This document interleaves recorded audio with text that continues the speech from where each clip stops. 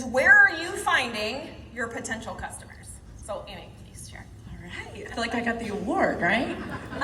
Okay, so customers, where do you find them? First of all, who uses social media, right? Like, it is the tool. It's really how I built my business. But you have to be on there, and it's a trifecta. I think a lot of times people pick like little pieces that they want to do, and it's showing up. I mean, some of this is going to be redundant, but it's showing up. There is not a day that I do not open my business side, right? And it's not the business. Like, I maybe post about the business twice a week, but I'm adding value. I'm sharing my family. I'm being real. People buy from who they like and trust, right? So I'm sharing recipes or something inspirational. And that's going to drive people to look at my stories. I take my products that I'm already using in my stories daily, and then that drives people. I look at who's viewing my stories, and then I say, hey, listen, I just noticed you were looking at my story. Are you being a supportive friend, or do you want to know more? And y'all, so many times people are like, oh, well, I was being a friend, but yeah, tell me more, actually. And so that is the key. And then Reels, you have to post the Reels, because the same people that are looking at your post, a whole different group are just looking at Reels. So it's that trifecta. And then knowing that it's a networking business, right? So every single person I meet in real life, I'm gonna Facebook friend them everywhere. Church, homeschool groups, baseball. Like, if I know your first and last name, we're becoming buddies on Facebook. It's my business database. And I'm very intentional about that. And then the other little nugget that I will just say is my Facebook memories. This has been a huge resource for me. I don't know about y'all, I've been on Facebook since 2009. I wasn't in a business. I had 300 friends just posting my babies, right? But y'all, I had a new customer last week, 70 years old, who asked me to call her. She was like, I've been following you since you had that first baby. And can you help me order this stuff? And so I'm like, I didn't even know her. She's in California, right? But I go to my Facebook memories. I look at who liked, who hearted those things, and I jump in their messenger. I'm like, hey girl, I was just looking at Facebook. You commented on something in 2010. How funny is that? We haven't connected in so long. What's going on? Because then when you're in their messenger, guess what they're gonna see? They're gonna see about your business. They're gonna see about your stories. They're gonna see these products. And the way Facebook works, you're driving that. And honestly, they're gonna start asking. But even if they don't, like Kylie said, about 3 days later, I'm gonna say, you know what? You should really look at what I'm doing to make some extra money while I'm homeschooling these boys from home. Are you open to checking that out? It really, when you get into this flow, you can do it, and you just have to be intentional. So yeah, I love that. I don't use my memories enough, so I'm glad. Oh, and the good thing about memories, sorry, I know we're tight, but it's you're building and also a content database. Anytime I cannot think of what I want to say this week, I'm so busy. I reposted something that I did 3 years ago. It was a little inspirational quote, and I was like, oh, that's good for today. Click. And so your new people especially, you're not doing this in vain. You're literally building a database of content and people. Go to your memories every morning. A lot of times is how I really jumpstart my day and getting into action. That's really good. All right, Beryl, you share what you do to find Hey. Hi. So, what was the question again? How do you find potential customers? Where do you find them? Well, I'm Beto from the ghetto, so I'm out there. I just got 2 customers on the way over here by buying these pretty little earrings I have. Let me just tell you guys something. There's always an opportunity for me. I mean, I build rapport wherever I go. I was gambling last night, and this lady, poor little lady, she kept holding her knee, and she's like, oh, you know, honey, I said, I used to be like that. Let me tell you, we both stopped playing our machine, and I sold her a package. Just like that. I was literally, she wanted to follow me back to my room, and my husband's like, no. He's like, no. But you guys, I mean, look at me. I'm always excited. This is me all day, every day. So many of you guys come in my messages every day. I think I get more messages from you guys than I actually do from but I'm always out there. Like, I can be in a grocery store, I can be at church, I joined my kids' high school PTA. let me just tell you something. I'm gonna get you. Like, like no lies. Like that is how I'm getting customers. That is true. If you haven't met her yet, come up and say hi to her. I've never met anybody that prospects. No one is safe. No one is safe when you're around her. She will prospect literally everybody immediately. She doesn't even wait for the trust. She's in. I love it. It's the best. Thank you. Okay.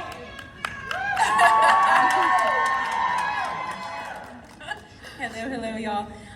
So customers are everywhere.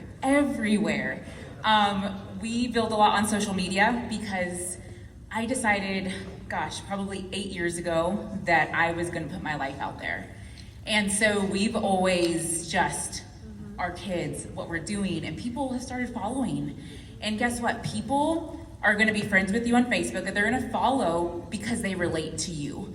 But if you're not putting yourself out there as authentic and as you, then they're not gonna trust you, right? So my biggest tip is definitely to, number one, be vulnerable. It's really hard. Trust me, who's seen my pictures? They are not pretty. But as far as weight loss goes, but I can't tell you the amount of people, by seeing that picture that was so hard for me to post, that have come to me and said, you made me know that I wasn't alone. Yes. And that right there will tell you that they're gonna be, number one, comfortable to purchase from you. Although it's not about purchasing, right? It's about helping. Yeah. And so when you shift your mindset to, I wanna sell this DHS system, to, there's all of these people that probably felt or feel now like I did back in May. And they are going to benefit from this. And when you shift that mindset, it kind of brings a whole different level to posting with intention and to sharing your story, right? Create your story. I know we've talked a lot about that. A lot of people have touched on creating your story, but your story is gonna be different than every single other person in here. And that's what's gonna set you apart. That's what's going to find the people, the customers that are gonna relate to you, that are gonna wanna purchase from you, that are going to want to connect with you. Another big tip I say is, when people are saying, okay, what is this? I get a lot of comments, okay, what is this? What are you using? What are you doing, right? Connect with that person. Don't send them info. Don't, say, oh, you need to go buy this, right? Ask questions, don't tell. Because then they're going to start opening up to you, they're gonna trust you, they're gonna connect with you, they're gonna relate with you, and they're gonna be a customer for life. That's my biggest tip. Chris can tell you about, he's more of an in-person person. I am the social media person. Well, and let me say really fast too, Chris, before you start. You don't need to have a crazy story to share your story. Sometimes people are like, well, I didn't come from anything bad. Well, I didn't lose a ton of weight. Well, every single person each of you have a story that you can be sharing that can pair with this business, with the products you're using. You're here because these products are working for you, right? If none of them worked for you, you probably wouldn't be in this room. They are. So it doesn't have to be a crazy, amazing story for you to be able to share it. So I just wanted to add that in too. Go ahead, Chris. To piggyback on what Katie said, basically everybody here has their own story. Now, your story may be different than the person that you're sitting next to, but there's 1,000 million people out there that share something similar to your story that are going to identify with your story. So share your story, no matter what it is. You've heard Sarah's story. A lot of us have heard Sarah's story, and some people are going to identify with that more than they identify with Katie's story or with Amy's story. It's just the way it is. As far as me, I am very much an in-person person. I will talk. I rather pick up the phone and talk to you on the phone than text you. That's just the type of person that I am. But when it comes to this product and how we market this product, there is nobody safe. Like Vero said, the Uber driver on the way here, he has my link in his phone now. The guy at the front desk that checked us in, he has his link in his phone now. There's literally, I talk to people. I'm a football dad. I'm at the field almost every single day with my boys. The coaches all know me. The sideline judges know me. Everybody knows me. And so they've watched me go from this, 250-pound guy to a 185-pound guy. And so they've seen the results. And because they've seen those results, they'll ask you, like, what are you doing? The shot? Absolutely not. I would never touch that. I am doing something natural and I'm doing something different. And then they go, okay, and that leads them into more questions. Then we start talking and hey, guess what? We end up with new customers. It's that simple. Being honest, being vulnerable, telling your story, it almost sounds too simple, but it is that simple. It is literally that simple. So don't make it hard. Who said that this morning? Don't make it simple. Don't get into drama. Just make it simple. Yeah.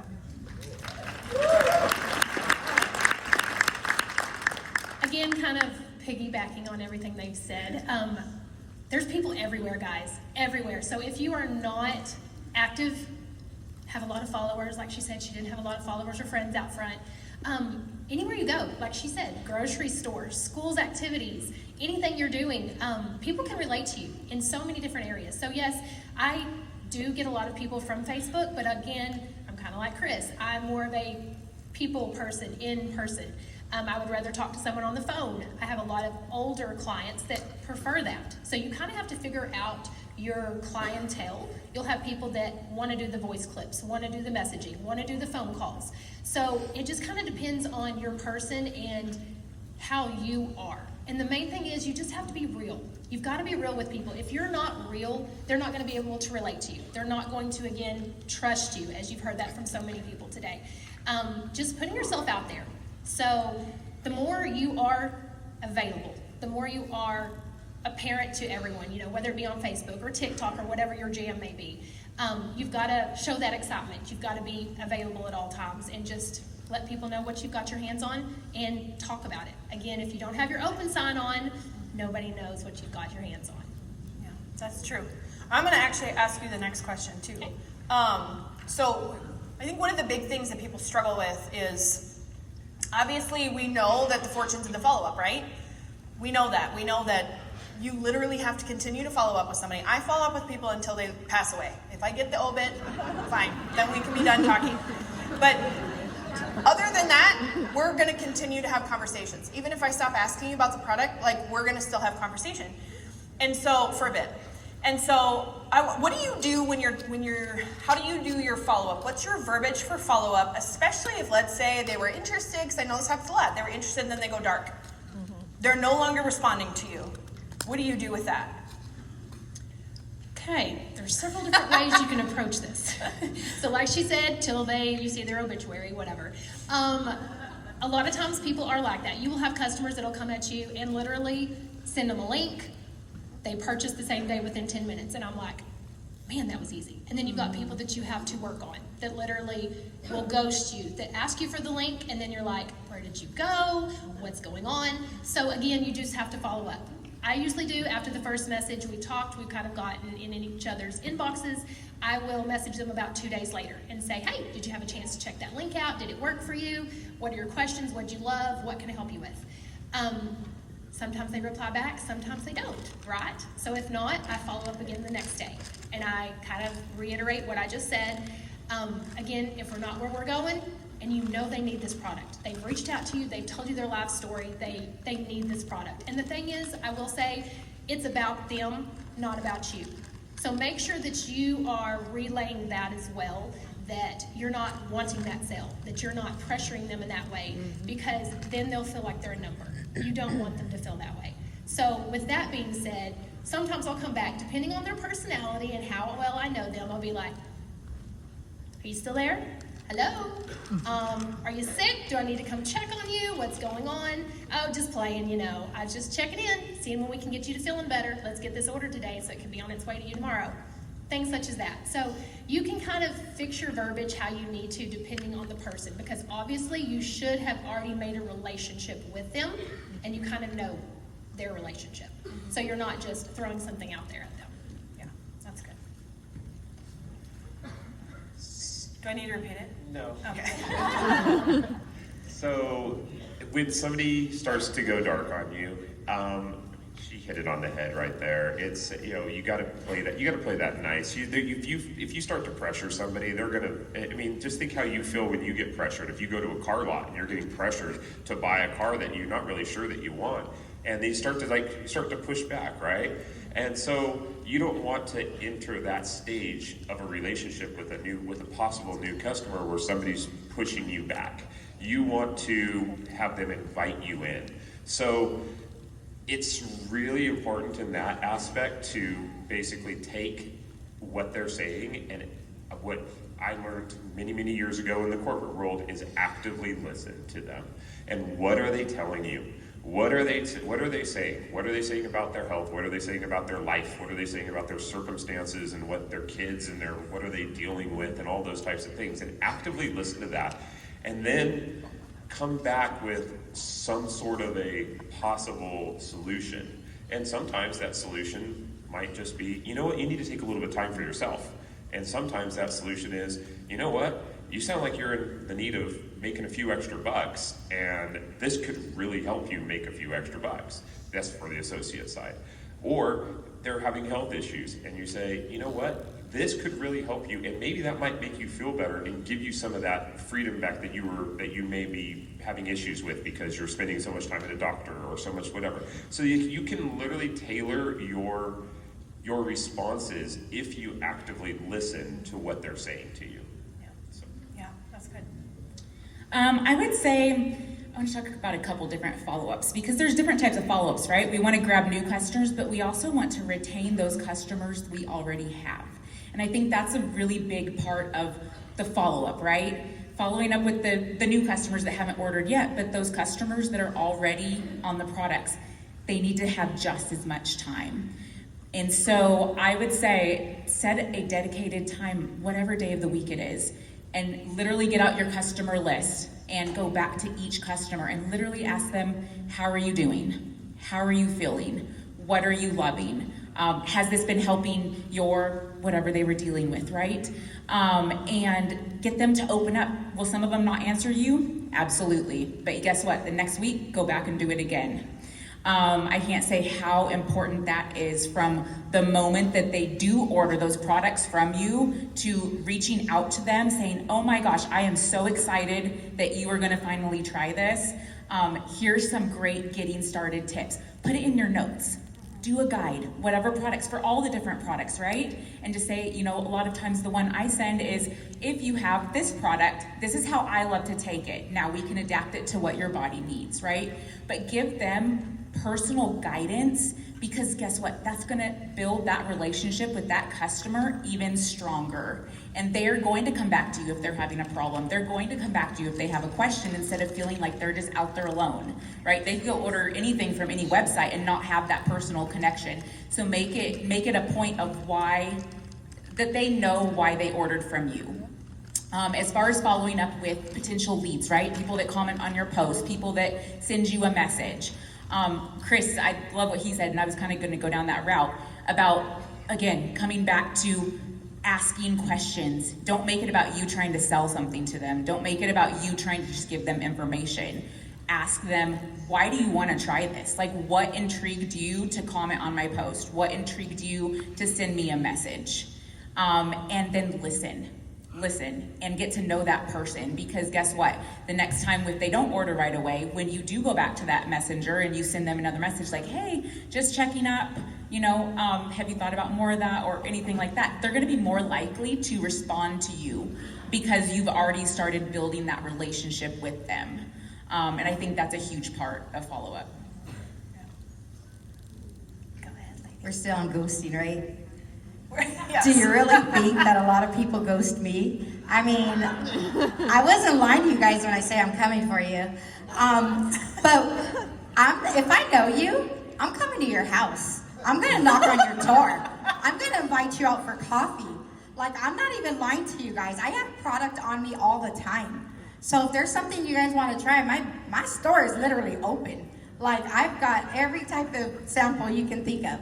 But I do the voice memos. I'm so good at it. Hey girl, hey! Like, that is like how I get, you know, or if you're a guy, I'm like, hey, what's up? You know? But like, it's really hard for people to ghost me because I'm so consistent and I'm persistent. Like, I've never wanted something so bad. So, yeah, and it's not about us, it's about them. And then, I let them go so far, I'm like, okay. Then I reel them back. I'm like, oh, how's your baby doing? Oh, how's the family? Oh my God, girl, I love that recipe. Can you send it to me? Like, I do what I gotta do, right? We all do, right? Stay in contact. Who wants to ghost me now?